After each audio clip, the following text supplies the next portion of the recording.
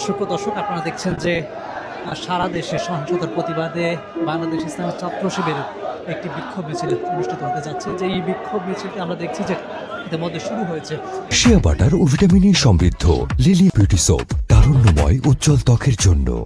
সেটি বাইতুল মোক্তারম থেকে শুরু হয়ে শাহবাগ গিয়ে শেষ হওয়ার কথা রয়েছে। আমরা দেখছি যে বিক্ষোভ মিছিলটি ইতিমধ্যে শুরু হয়েছে এবং বিশেষ করে ইসলামী ছাত্র শিবিরের ঢাকা দক্ষিণের যে নেতাকর্মীরা রয়েছেন তারা এখানে রয়েছেন এবং সেই বিক্ষোভ মিছিলটি বিভিন্ন স্লোগান দিয়ে আসলে এগিয়ে যাচ্ছে।